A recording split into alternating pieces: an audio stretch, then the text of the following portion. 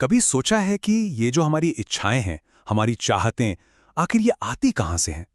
आज हम उसे एक बहुत ही शक्तिशाली फोर्स की बात करेंगे, जो हमारे लगभग हर एक्शन को, हर एक फैसले को अंदर से चलाती है।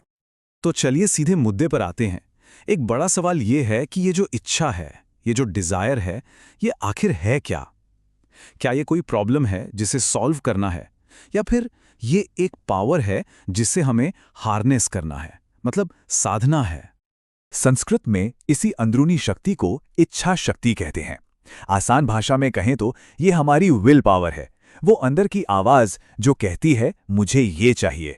सच तो ये है कि ये हमारे होने का, हमारे अस्तित्व का कोर है। देखिए, इच्छा शक्ति का मतलब सिर्फ कुछ चाहना नहीं है। ये तो जिंदगी का इंजन है। यही वो चिंगारी है जो हमें एक्शन लेने, सरवाइव करने और ग्रो करने के लिए प्रेरित करती है। असल में इसके बिना तो जिंदगी में कोई गति ही नहीं होगी। सब कुछ जैसे थम सा जाएगा। लेकिन यहां एक ट्विस्ट है। ये जो इतनी पावरफुल एनर्जी है ना, ये अक्सर डैमेज हो जाती है। और इसकी वजह हमारा ईगो, यानी हमारा अहंकार। तो सवाल ये है कि हमारा ईगो इस नेचुरल पावर को खराब कैसे करता है? ये हमें दो एक्सट्रीम्स पर धकेल देता है। या तो हम अपनी इच्छा को बिल्कुल दबा देते हैं, सप्रेस कर देते हैं, या फिर हम उसमें पूरी तरह से डूब जाते हैं, मतलब फुल इंडल्जेंस। और सप्रेशन और इंडल्जेंस के बीच की ये जो लगातार लड़ाई है ना, ये एक ऐसी विशियस साइकिल बना देती है जिसमें हम फंस कर रह जाते हैं। और नतीजा, हम हमेशा थके हुए और डिससैटिस्फाइड महसूस करते हैं। इसी झूले को, इस पेंडुलम इफेक्ट को दोलन प्रभाव या ऑसिलेशन इफेक्ट के रूप में जाना जाता है। पता है, ये कॉन्सेप्ट साइकोलॉजी में भी देखा जाता है, खासकर जब एडिक्शन और रिलैप्स साइकिल्स की बात होती है। क्या ये साइकिल कुछ जानी पहचानी लग रही है? होता क्या है कि इसमें इंसान फंस जाता है। पहले जबरदस्ती कंट्रोल करने की कोशिश, फिर कंट्रोल टूटने पर अनकंट्रोल्ड इंडल्जेंस, और फिर वापस गिल्ट और शेम, और ये साइकिल फिर से शुरू हो जाती है। ये जो ऑसिलेशन है ना, ये सिर्फ एक बुरी आदत नहीं है।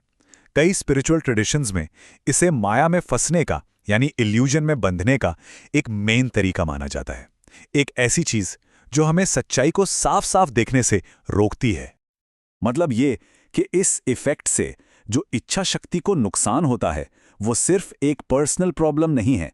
ये एक बहुत बड़ी, एक सेंट्रल प्रॉब्लम है जो हमारी पूरी सिविलाइजेशन को, हमारी जिंदगी के हर पहलू पर असर डालती है। तो ठीक है, अगर सप्रेशन और इंडल्जेंस दोनों ही रास्ते आगे जाकर प्रॉब्लम क्रिएट करते हैं, तो फिर रास्ता है क्या? क्या कोई मिडिल पाथ है? क्या हम अपनी डिजायर्स के साथ एक हेल्दी रिलेशनशिप बना सकते हैं? यहीं सबसे जरूरी बात आती है। गोल इच्छा को मारना नहीं है, क्योंकि अगर इच्छा को मारने की कोशिश करेंगे ना, तो वो उल्टा हमें ही खत्म कर देगी। असली मकसद है उसे ट्रांसफॉर्म करना, उसे बदलना। इस बैलेंस को समझने के लिए एक बहुत ही खूबसूरत एनालॉजी है। सोचिए कि आप एक जहाज चला रहे हैं। एक तरफ आप हमेशा एंकर डालकर एक जगह खड़े नहीं रह सकते, मतलब अपनी इच्छाओं को सख्ती से कंट्रोल करने की कोशिश में आप आगे ही नहीं बढ़ पाएंगे।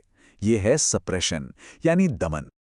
और दूसरी तरफ आप अपने जहाज को तूफान में बिना किसी कंट्रोल के भी नहीं छोड़ सकते, वरना वो तो चट्टानों से टकरा जाएगा, राइट? यह है इंडल्जेंस, यानी भोग। तो फिर आखिर करना क्या है? मिडिल पाथ ये है कि आप अपने जहाज को आगे बढ़ाते रहें, लेकिन एक नॉर्थ स्टार को देखते हुए, मतलब किसी हायर पर्पस से, किसी ऊंचे आदर्श से गाइड होते हुए जिंदगी के समंदर में नेविगेट करना। चलिए अब इस थ्योरी को थोड़ा प्रैक्टिकल बनाते हैं। एक टेक्निक है, एक स्पिरिचुअल प्रैक्टिस है जिसे ईश्वर प्रणिधान कहते हैं। इसका सिंपल सा मतलब है द आर्ट ऑफ ऑफरिंग। इसका मतलब क्या है? इसका मतलब है कि हम जो भी कर रहे हैं, जो भी एक्सपीरियंस कर रहे हैं, उसे 100% किसी हायर पावर को, जिसे यहां परमात्मा कहा गया है, उसे अर्पण कर दें, ऑफर कर दें। अपना माइंड, बॉडी, सोल, सब कुछ। और ये इतना मुश्किल नहीं है जितना सुनने में लगता है। यहां एक सिंपल 4 स्टेप प्रोसेस है। मान लीजिए आपके सामने पिज्जा का एक स्लाइस है, तो पहला स्टेप प्रिपेयर, उसके साथ बैठिए। दूसरा स्टेबलाइज, खाने की जली मच रही है ना, मंत्र से मन को शांत कीजिए। तीसरा ऑफर, इस एक्सपीरियंस को एक पूजा की तरह, एक सीक्रेट एक्ट की तरह ऑफर कीजिए। और चौथा कनेक्ट, उस एंजॉयमेंट को ईगो से नहीं बल्कि एक डिवाइन एक्सपीरियंस की तरह, एक तरंग या वेव की तरह फील कीजिए।